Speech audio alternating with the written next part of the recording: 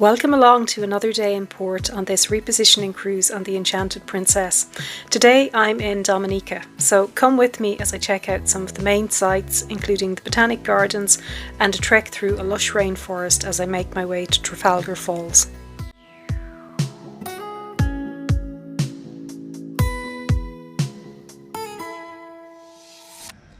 Good morning and welcome to Dominica. It's November 8th. And we arrived around 7 this morning. We're here in port until 6 this evening. Probably not very lucky with the weather. There's a lot of rain forecast today. I have to admit that when I booked this cruise I had very little idea about Dominica. This tiny island is situated in the Eastern Caribbean and it's been an independent nation since 1978. With a population of about 66,000, it's generally considered to be one of the poorer of the Caribbean islands, and it's really only in recent years that it's been attracting tourism and cruise ships. In order to explore the island, I've chosen to do a shore excursion organised through the cruise line. So it's called the Trafalgar Falls, Botanic Gardens and Scenic Drive Tour, and this cost me $49. So today we're docked at a commercial port which is about 2 kilometres outside of the capital of Roseau, and as far as I understand, most cruise ships actually dock in Roseau at the cruise terminal there. Now, I had expected the tour to be the usual coach style of transport, but in actual fact we were loaded onto small minibuses. This came as a bit of a shock to all of us climbing aboard, and there were certainly a lot of murmurings of concern about the safety of the vehicles. Seatbelts definitely don't seem to be a thing on this island. Our drive initially took us through the streets of Roseau, and honestly I would have to say from what I saw it's not a place that I would have much desire to explore, certainly not to do so by myself. Our tour guide was very informative. He gave lots of detail, not only about the history and culture of the island but also about everyday life. It was quite touching to see and hear how proud he was of his island, but it was also obvious that he had little experience of life outside of Dominica. He had visited a couple of neighbouring islands but had little else to compare life to other than that.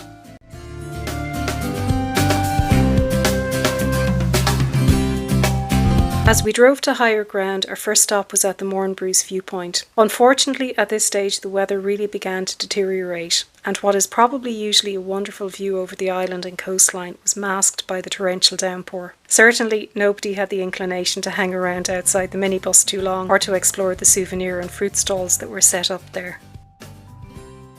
From there it was back onto the minibus, where we had a short drive to the Botanic Gardens. The rain had eased at that stage. There was a brief opportunity to explore the gardens for about 15 minutes or so, accompanied by the guide. There's some notable vegetation there, including massive old banyan trees, which effectively provided a very good canopy from the rain for the day. The tour guide also explained that a large tree on top of a school bus has been there since the tree fell in the late 1970s during a hurricane. I think it's almost become a local landmark or a symbol of the island at this stage.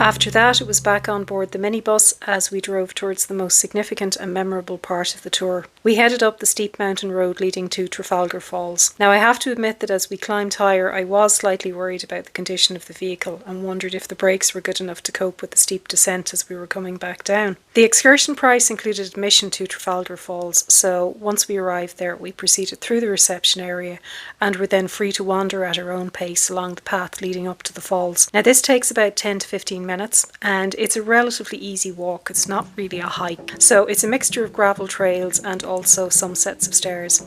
So certainly it's not something that would be suitable for those with any degree of mobility challenges, but for everybody else it's fine. Once at the falls there's a covered viewing area, and while there were good views of the two waterfalls from this location, the area does get quite crowded, so getting decent videos and photos was a bit challenging. After returning back down the trail, there was a chance for some souvenir shopping at the reception centre, and there were a number of market stalls set up outside of that. After that, en route back to the cruise ship, we stopped at a roadside cafe where the excursion also included a soft drink or fruit punch. And again, there were also a number of roadside stalls set up by local people there. The tour guide explained that there is little regulation of businesses on the island, and effectively anybody can start a business from their property or on the roadside. So no regulation. You do wonder about the standards of things. As we drove back towards the cruise port, I did notice that there were a number of people walking from the commercial port towards the town. It does appear to be generally quite doable and quite flat, and there's a pathway all the way. But as I said, it's not some place that I would be inclined to explore. Once back at the port, we disembarked from the minibus immediately outside of the secure port area and then had to walk through yet another market area which had been set up specifically for the cruise ship visit. Now personally, I was slightly uncomfortable in this area. I didn't spend too long there. I bought a few souvenirs, but while browsing through the products on offer, I felt that there was quite a hard sell from the stall holders, to the point that really it felt like a guilt trip. There was comments about the fact that they needed money to clothe or feed their children, for example. It was very much one of those uncomfortable conflicts of two worlds, of first world Western privilege for those of us arriving in a country on a cruise ship versus the poverty being experienced by some people in this country. The weather has been a bit disappointing here. It's been very warm, 30 degrees, but there's been a lot of tropical rain showers. And we've just had hailstones a few moments ago. The drop-off area for tourists coming back is the other side of those warehouses, but I see that at the moment the actual minibuses that are coming back in the late afternoon, they're being allowed down into a drop-off area close to the ship. Despite being back from my excursion by early afternoon, I had little inclination to go out again to explore further, so I used my time to do some laundry.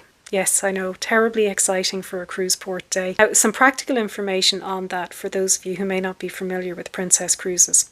While you can of course pay for a dry cleaning service or for washing and ironing service, there's also actually self-service laundry facilities on board. So basically on each of the deck's accommodating cabins there's a laundry and ironing room. Now there is a fee for the washing and drying facilities, and you buy the tokens using your medallion to activate the token machine. So one washing cycle is $3 and a drying cycle is also $3. You can also purchase washing products, but equally you can choose to bring your own if you have a particular brand that you have a preference for, and that works perfectly fine in the machines. Generally the washing is about a half-hour cycle, and then drying is your choice as regards how dry you want your clothes. I didn't find any problem finding availability. I suppose some days may be busier than others. All guests seem to be very well behaved on this cruise. All aboard time was 5:30. With a departure time of 6 p.m, but in actual fact it's just now shortly after 5:35 and we've already pushed off from the dock. Same thing happened at the last two ports. Everyone seems to be back on board plenty early, so no late pier runners. So as we say goodbye to Dominica, I think my honest opinion is that of the three ports so far, so that's Puerto Rico, St. Martin and today Dominica, this has definitely been my least favourite. I wouldn't actively seek out a cruise itinerary that had a stop here, and if I was to by chance return on another cruise here, I would probably most likely use the day as, let's call it a pretend sea day, and actually remain on board to just enjoy the ship. Having said that, I suppose it's only fair to acknowledge that part of my perception of the island may have been, if you'll forgive the pun, clouded by the pretty atrocious weather conditions which we had today on the shore excursion. Had it been blue skies and sunshine, the experience might have been a little bit different, although I still suspect that the prevalence of poverty that was evident on the island would still have made me quite uncomfortable.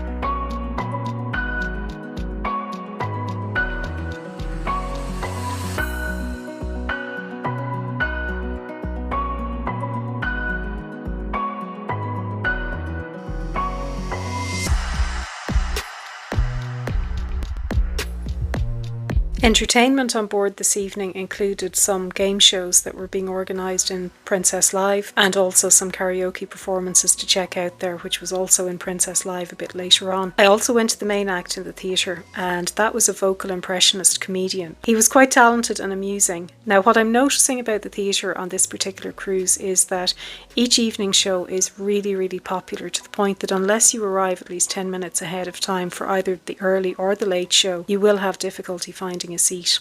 It's generally not problematic for me as a solo traveller looking for just the one seat, but certainly if you were part of a couple or a group or families or whatever, you're unlikely to find seats together unless you actually show up plenty early. It's a scene just like him, but he's saying totally different at the end of his career. Who? No, it wasn't that. It was Prince. Oh, I'm serious. Prince, a long time ago, he used to sing with a deep, strong man voice like Johnny Cash. You don't remember what happened to Prince? Let me remind you.